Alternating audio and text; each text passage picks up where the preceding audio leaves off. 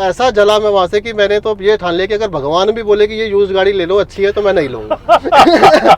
तो मैं गाड़ी लेके घुस जाऊँ, बाद में किसी को आवाज लगा रहे हो भैया इसको पीछे खींच लो इसको। पोल्यूशन देख रहे हो कितना ज्यादा है भाई, ये तो गुड़गांव की हालत है, दिल्ली में तो और भी खतरनाक है। थोड़ा सा पहले आ गए हैं और टू बी वेरी ऑनेस्ट जो आज जो गाड़ी आने वाली है ना उसको लेकर के थोड़ी सी मिक्स फीलिंग है यार। मतलब कि हम लोगों ने इतनी ज्यादा जो है उसको रेकमेंड नहीं किया है। मैं आपको बता देता हूँ कि 2 लीटर का इंजन है, पेट्रोल है, ऑटोमेटिक है, तो गैस करो कि कौन सी गाड़ी होगी वो, है ना। और अभी थोड़ा जल्दी आ गए हैं तो हम लोग वेट कर रहे हैं ओनर की, और तो तब तक हम लोग जो है वो शॉर्ट्स वगैरह बना लेते हैं। वैसे आप लोग हमारे शॉर्ट्स देख रहे हो कि नहीं देख रहे हो, बड़े इंटरेस्टिंग शॉर्ट्स जो है हम लोग बना रहे हैं, आप लोगों को भी मजा आएगा, आपकी नॉलेज भी बढ़ेगी, तो देखना उसको। तो दोस्तों जिस गाड़ी की मैं बात कर रहा था वो गाड़ी है ये है हुंडई अल्काजार, ठीक है। और ये ऑफ कोर्स 2 लीटर वाला इंजन है, टॉप वेरिएंट है ये पेट्रोल के अंदर जो है, और ये कुलविंदर जी की गाड़ी है। कुलविंदर जी बहुत बहुत स्वागत है। मनदीप जी आप भी आ जाइए। नमस्कार जी। जी बहुत बहुत स्वागत है जी आपका, नमस्कार। तो इन दोनों ने इस गाड़ी को चुना है लगभग 23.5 लाख की। हाँ जी। ठीक है, तो मैं इनसे सिर्फ ये इनकी मनोस्थिति जानना चाहूँगा कि जब इन्होंने ये गाड़ी चुनी थी तो 23.5-24 लाख के अंदर बहुत सारे जो है और भी प्रोडक्ट्स आ रहे हैं मार्केट के अंदर जो कि दिखने में भी काफ़ी भारी भरकम और बड़े हैं। हाँ ठीक है, तो वो गाड़ियां ना लेते हुए ये अल्काजार के ऊपर क्यों चले गए? हालांकि मेरे को पूरी डिटेल पता है कि क्यों, लेकिन मैं फिर भी पूछना चाहूँगा आपसे। अगर मैं लुक्स की बात करता हूँ दोस्तों तो ये कम से कम फ्रंट से तो सिर्फ क्रेटा जैसी दिखाई देती है आपको, ठीक है।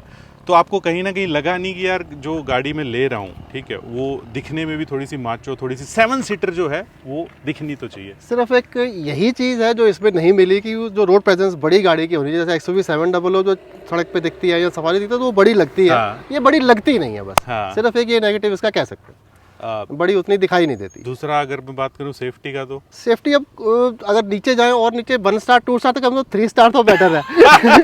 3 स्टार तो है, नहीं तो 0 स्टार वाले भी ऐसी गाड़ियां धड़ल्ले से बिक रही हैं, लोग ले रहे हैं उसको। हाँ। लेकिन कम से कम 3 स्टार तो है। लेकिन अब 4 स्टार वाली गाड़ी अगर XUV 700 लेने जाते हैं तो फिर वो वेटिंग इतना लंबा है कि फिर वो। तो आपका कहना है कि कम से कम 3 स्टार तो जो है ये गाड़ी लेकर के आई है। तो हाँ डेफिनेटली 3 स्टार लेकर के आई है। और बिलीव मी कि जब आप इसको तेज स्पीड पर चलाते हो ना तो स्टेबल तो काफ़ी ज़्यादा रहती है यार ये गाड़ी। खासतौर पर मैंने इसमें जो कर्वी रोड है यहाँ पर थोड़ा सा तेज भी चला करके देखी थी तो मेरे को पता चल गया था कि हाँ स्टेबल तो ये है गाड़ी।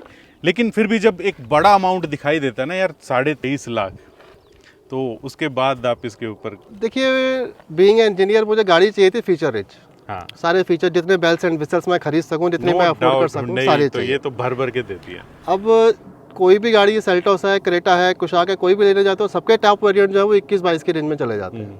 तो अब 21-22 अगर मैं उसको 5 सीटर पे दे रहा हूँ तो मैं 1 लाख रुपए और खर्च के 7 सीटर अगर ले लूँ और मुझे बड़ी 5 सीटर, मेरी जरूरत तो बड़ी 5 सीटर, इसी 7 सीटर तो मुझे कभी चाहिए ही नहीं थी आपको। तो मुझे बड़ी 5 सीटर चाहिए थे। तो 1 लाख रुपए खर्च के मुझे उनसे बड़ी गाड़ी और 5 सीटर के इस्तेमाल में और सारे बेल्स एंड विसल के साथ मिल रही है, तो वाई नॉट 1 लाख मोर। ये बहुत ही तगड़ा इन्होंने बताया। क्यों, कैसे बताया कि जो लोग, इनफैक्ट ये भी है कि जो क्रेटा वगैरह जो बुक करते हैं और उसकी वेटिंग बहुत ज़्यादा है, ठीक है, ये गाड़ी थोड़े से पैसे आप एक्स्ट्रा दो, आपको एक 7 सीटर भी मिल जाती है और जल्दी भी मिल जाती है। तो एक ये थोड़ा सा ज़्यादा लॉजिक जो है ना वो इसके साथ जाता है इसमें।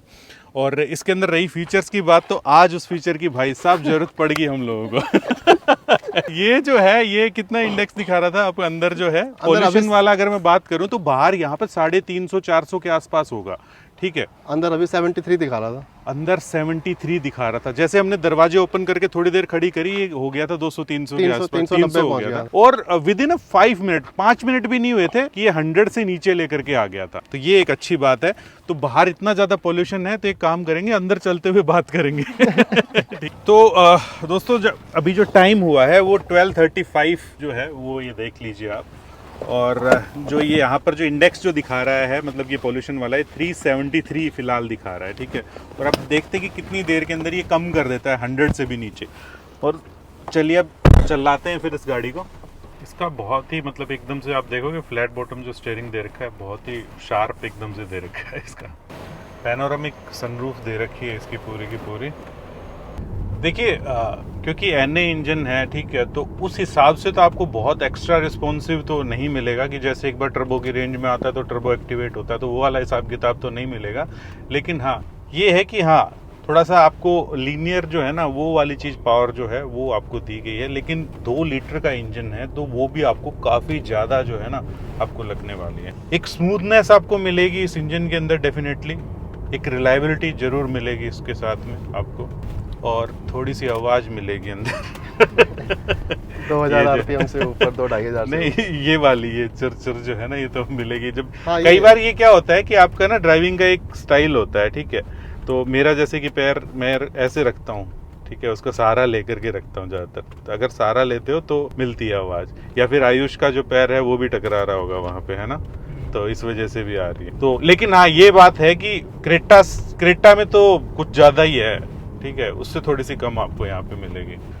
खुले जरूर आप इसके अंदर बिल्कुल स्पेशियस है, काफी ज्यादा स्पेशियस है, आराम से खुले बैठते हो।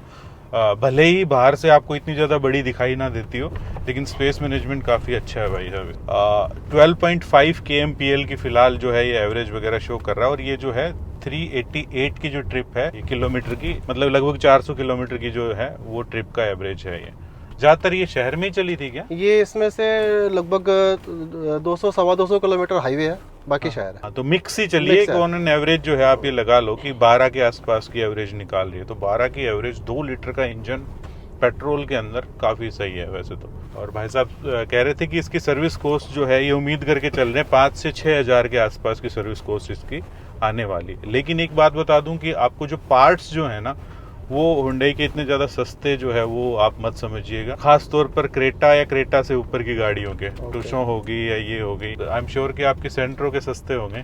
सेंट्रो की सर्विस तो अब काफी सस्ती हो जाती है, और उसके पार्ट्स उसमें ये भी है कि उसके पार्ट्स आपको जरूरी नहीं कि हुंडई से लेने पड़े, बाहर भी उसके बड़े आसानी से हर चीज मिल जाती है, बड़े आराम से जो है। इसके पार्ट्स है कि बाहर नहीं मिलेंगे आपको, जो भी लेना वो अंदर से ही लेना पड़ेगा, बाहर से तो कोई कुछ भी अवेलेबिलिटी नहीं होगी। कोई पार्ट अगर शेयरिंग क्रेटा के साथ हो तो वो चांसेस है कि मिल जाए, लेकिन वो भी चांसेस कम है, क्योंकि क्रेटा के इंजन में और इसके इंजन में ही फर्क है। इस गाड़ी की सबसे अच्छी चीज पता क्या लगी मेरे को, कि बहुत सारी जो 7 सीटर गाड़ियां आती है ना उसकी थर्ड रो ज्यादा प्रैक्टिकल नहीं होती, लेकिन इसकी थोड़ी बहुत प्रैक्टिकल फिर भी है, क्योंकि ये जो बीच वाली सीट है ना ये जो है वो स्लाइड दी गई है, तो स्लाइड करके आप आगे या पीछे अपने हिसाब से देख रहे हैं कर सकते हो। अगर पीछे कोई लंबा बंदा बैठा हुआ है और बीच वाला फिर आगे से स्लाइड कर लेगा तो वो हो जाएगा, तो मतलब पीछे भी आराम से आप बैठ सकते हो, ये चीज तो है। हाँ तो हम वो उसके ऊपर थे, अपने एयर प्यूरिफायर ने कितना कर दिया, 296 है अभी। हाँ वैसे हमें तो ये वाली हवा भी शुद्ध लग रही है बाहर से 700 आपने चलाई होगी यार, वो थोड़ी सी एनर्जेटिक तो लगी होगी आपको? हाँ जी, इससे ज्यादा एनर्जेटिक और इससे ज्यादा इजी टू हैंडल भी मेरे को लगी थोड़ी सी, क्योंकि उसका स्टीयरिंग इससे भी ज्यादा लाइट है, जैसे ये लाइट है इससे भी ज्यादा पार्किंग सीट पे उसका स्टीयरिंग लाइट है। हाँ वो ज्यादा लाइट है काफी। उसकी फील भी अंदर से इससे ज्यादा बड़ी है, दिखने में भी बड़ी है, पर दे तो सही, दे ही नहीं रहे ना, मुश्किल तो वही है, आदमी पैसे लेके भी दरवाजे पे खड़ा है फिर भी नहीं दे रहे। हाँ, और इसके इलेक्ट्रॉनिक्स वगैरह में ना कोई दिक्कत वगैरह नहीं आएगी आपको, ठीक है। हाँ जैसे कि इसका एक प्रॉपर जो है सनरूफ वगैरह का ये पूरा पैनल वगैरह ऐसा सेट किया हुआ है। हाँ आप स्कॉर्पियो में जाकर के आप देखेंगे तो वहां पर इतने बड़े बड़े गैप हैं, यहाँ पर स्पीकर लटका हुआ आपके तार दिखाई दे रहे हैं। हाँ तो ये चीजें यार थोड़ा सा मन खट्टा करती हैं, अगर आप 20, 25, 30 लाख रुपए इतना खर्च कर देते हो फिर भी ये चीजें दिखाई देती हैं। तो बाकी इसका मतलब कतई ये नहीं है कि मैं इसकी कीमत को जस्टिफाई कर रहा हूँ, डेफिनेटली थोड़ी सी तो महंगी है ये। अब मैं स्टेबल क्यों बोल रहा था, आप देखियो आगे कि कितना देख रहे हो कितनी कर्वी रोड है, ठीक है, और उसके बावजूद भी आपका पूरा कॉन्फिडेंस जो है इस प्रोडक्ट के ऊपर बना हुआ है कि 80 के आसपास की स्पीड अभी है मेरी, तो इजीली जो है आप एक 7 सीटर गाड़ी को इस हिसाब से आप चला रहे हो तो ठीक है, अच्छी बात है। तो आप तो घुमंतु किस्म के इंसान है, तो इसको तो खूब घुमाएंगे हैं। अभी घुमाएंगे, शुरू करेंगे, इसका अभी मुहूर्त हुआ नहीं है घूमने का, एक बार हुआ, 1000 किलोमीटर की ट्रिप हुई है इसके। अच्छा जिसमें 50% पहाड़ों में थी और 50% हाईवेज थे, तो मतलब कह सकते हैं श्री गणेश हो चुका है, मतलब लंबा चलेगी। अभी हम प्लान कर रहे हैं जल्दी नांदेड़ जाने का इस पे। अच्छा, तो यार आपको कभी जरूरत नहीं पड़ेगी यार ऑल व्हील ड्राइव हो या 4x4 गाड़ी हो? नहीं, मैं उस तरह के पंगों में पड़ना प्रेफर नहीं करता सीधी सी जो बात है। अच्छा। मैं जाता हूँ ट्रिप पे, मैं घूमने जाता हूँ, ब्यूटी देखते हैं, एंजॉय करते हैं, अपना रिलैक्स टाइम स्पेंड करके वापस आते हैं। मैं पंगों में पड़ना नहीं चाहता कि मैं बर्फ में गाड़ी लेके घुस जाऊँ, बाद में किसी को आवाज लगा रहे हो भैया इसको पीछे खींच लो, इसको आगे खींच लो, तो मैं उन चीजों में नहीं पड़ना चाहता। और रहने वाले हम जब दिल्ली में है तो हमें जरूरत नहीं पड़ती कि हमको ऑल व्हील ड्राइव या 4 व्हील ड्राइव की जरूरत पड़े। मनदीप जी आपने नहीं चलाई गाड़ी है? नहीं अभी नहीं चलाई सर, अभी जब थोड़ा सा लंबा समय हो जाएगा उसके बाद थोड़ी चलाएंगे। पुरानी हो जाएगी जब आप पुरानी तब चलाएंगे। बिल्कुल सही। खैर सेंट्रो के बाद तो ये चलाने में बहुत ही वो लगेगा। मांझा चलाते थे आप? मांझा चलाई है चलाई है इन्होंने, मांझा। हाईवे पे भी चलाई है इन्होंने। सस्पेंशन काफी स्टिफ आपको लगने वाले हैं मांझा से तो इसके। बहुत स्टिफ है ये। वो तो है हाँ। उसका बहुत सॉफ्ट था, इसका बहुत स्टिफ है। अच्छा, इसको चलाने में आपको ये चीज नहीं एहसास होगा कि एक बहुत बड़ी आप हाँ एक जी। एसयूवी जो है ना वो चला रहे हो, ठीक है? तो एसयूवी का एहसास तो नहीं करवाएगी ये गाड़ी।